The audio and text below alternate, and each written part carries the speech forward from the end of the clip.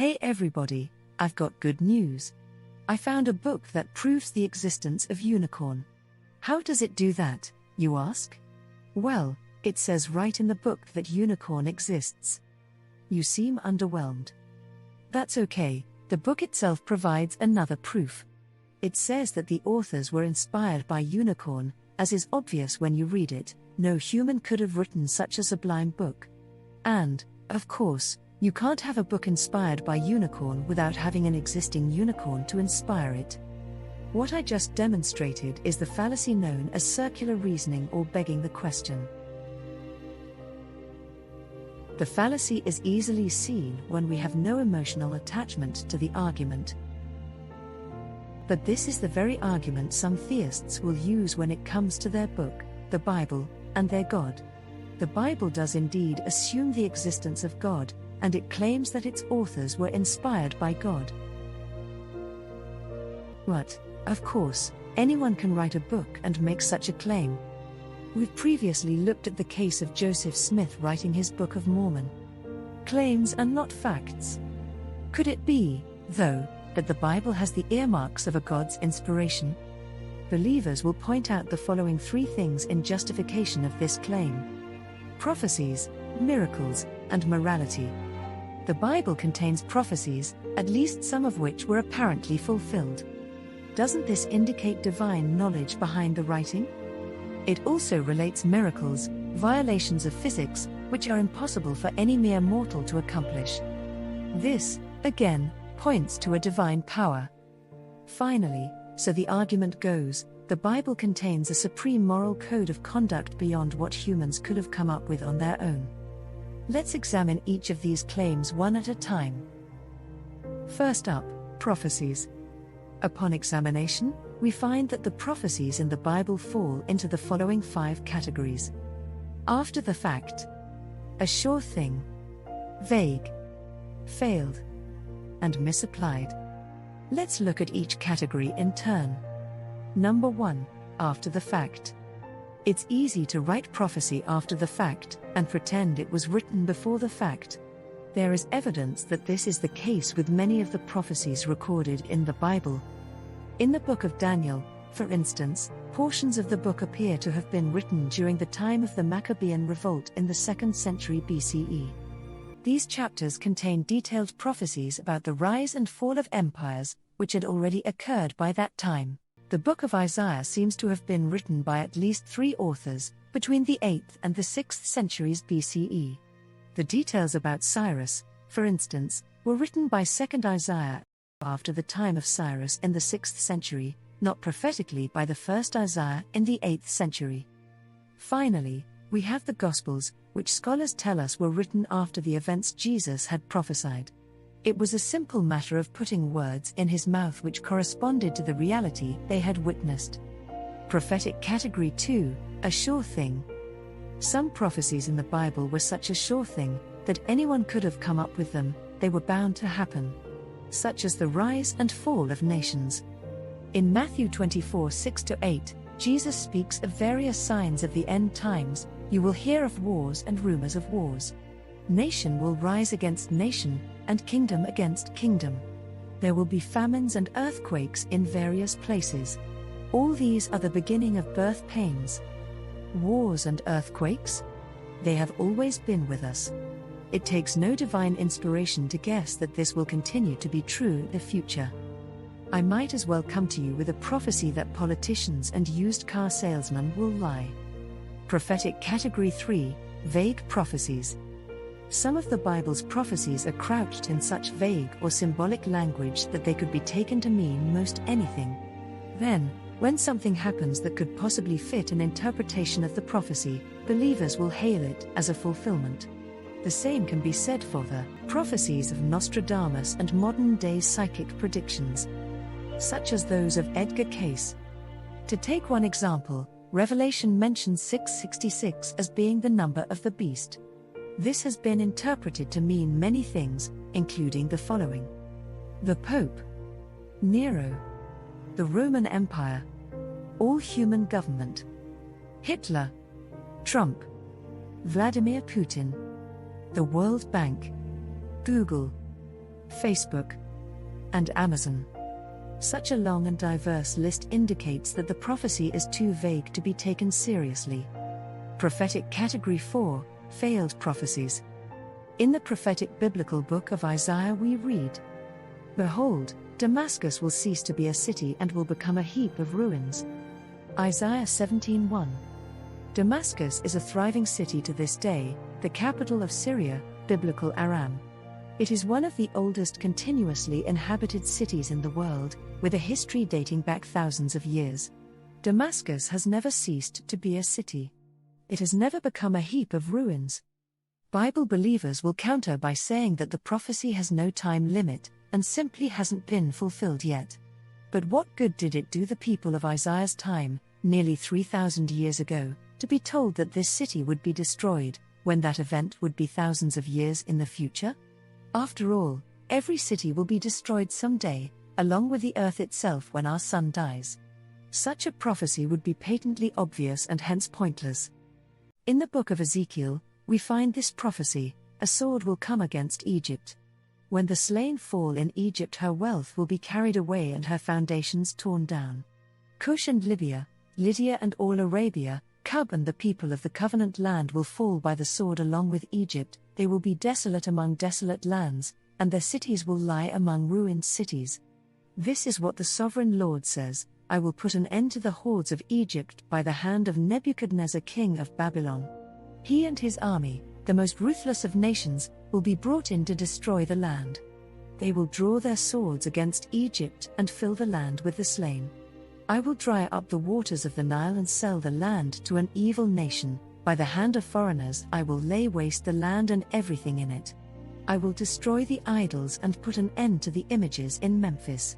No longer will there be a prince in Egypt, and I will spread fear throughout the land. Ezekiel 30. Unlike our first example, of Damascus, this prophecy has a time limit. It had to have occurred during the reign of Nebuchadnezzar, king of Babylon, who reigned circa 605 through 562 BCE. However, he did not conquer Egypt during his reign. There is no historical record of Nebuchadnezzar invading all of the allied nations mentioned in Ezekiel's prophecy. While Nebuchadnezzar may have made incursions into Egyptian territory, set up some vassals and extracted some tribute, Egypt remained largely autonomous, with its own rulers and governmental structure. During the time of Nebuchadnezzar, far from there being no prince in Egypt, the country was ruled by the pharaohs of the 26th dynasty, remaining a significant regional power throughout Nebuchadnezzar's reign and beyond. Needless to add, the Nile River has never dried up, nor has its land been laid waste, nor has Egypt been sold to foreigners.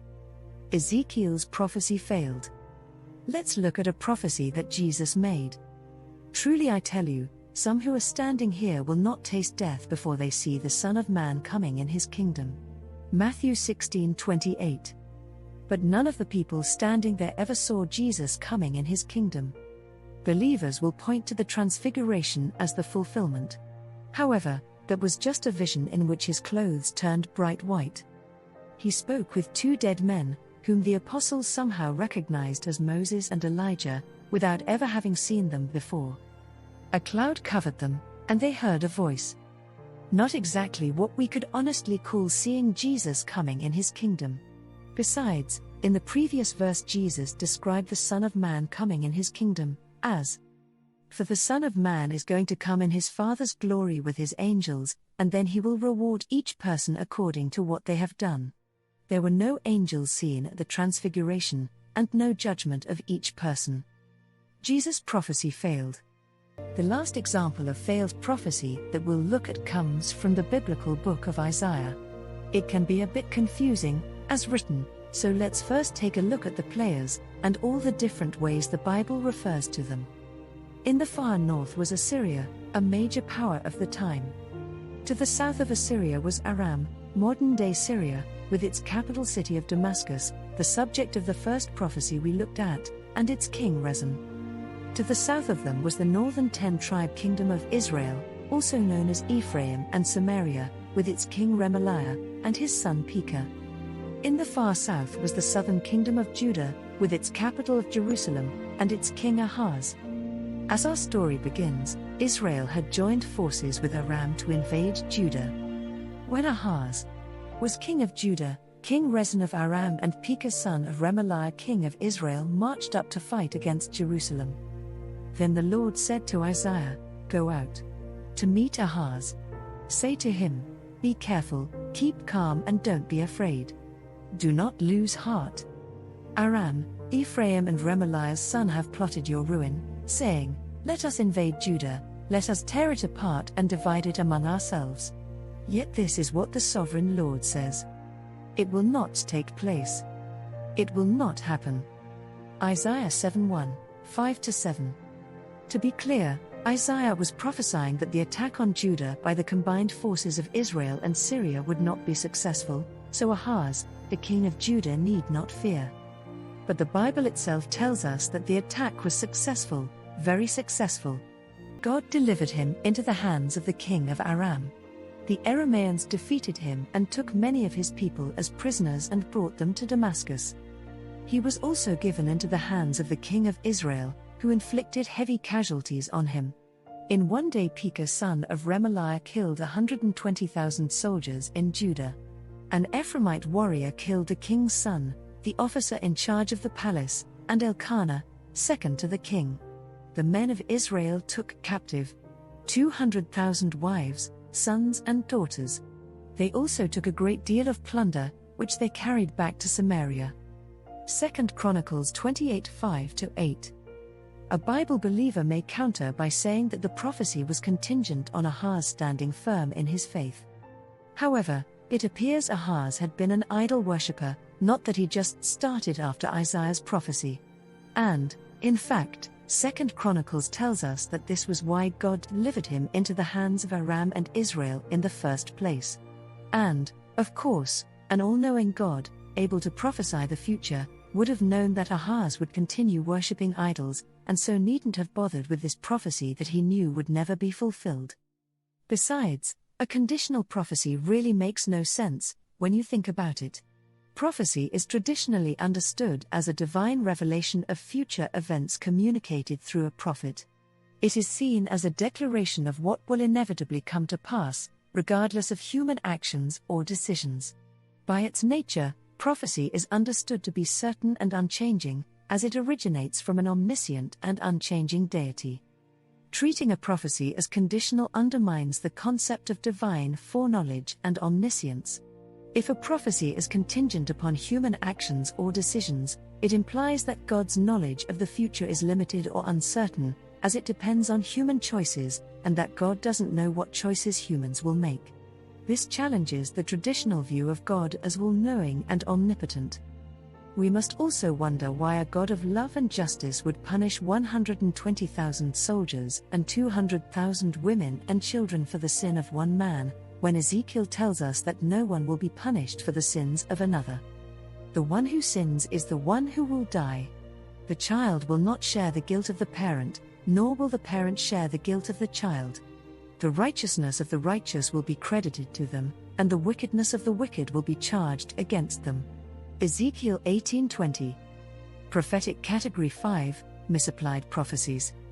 In order to confirm the veracity of the prophecy Isaiah made to Ahaz, he tells him, "The Lord himself will give you a sign, the virgin will conceive and give birth to a son, and will call him Emmanuel." Before the boy knows enough to reject the wrong and choose the right, the land of the two kings you dread will be laid waste. Isaiah 7:14-16. Okay, but then our eyebrows raise when we read what Isaiah tells us happened next. "Then I made love to the prophetess, and she conceived and gave birth to a son. And the Lord said to me, Name him Marshalal-Hashbaz. For before the boy knows how to say my father or my mother, the wealth of Damascus and the plunder of Samaria will be carried off by the king of Assyria." Isaiah 8:3-4. After Isaiah had sex with her, the prophetess was no longer a virgin. Then, when the child was born, they forgot to call him Emmanuel, giving him a different name instead. Thus, the sign, just like the prophecy, was totally botched. But, as Christians know, that wasn't the end of the matter. The writer of the Gospel of Matthew mined this story about a sign and twisted it into a prophecy about Jesus. All this took place to fulfill what the Lord had said through the prophet, "The virgin will conceive and give birth to a son, and they will call him Emmanuel," which means God with us. Matthew 1:22-23. It's odd that something so important as fulfillment of a prophecy concerning a virgin birth would not have been mentioned by any other gospel writer. Perhaps the others had read the context and understood that this was not a prophecy. It did not involve a virgin, a mistranslation in Matthew's Septuagint for a word simply meaning maiden. And that the actual prophecy related to that sign was embarrassingly false. Actually, it's no wonder that they steered clear of it. Also, just as in the botched sign, the baby was not named Emmanuel, but rather Jesus. Now that we've taken a look at the prophecies of the Bible, we'll take a look at its miracles in our next episode.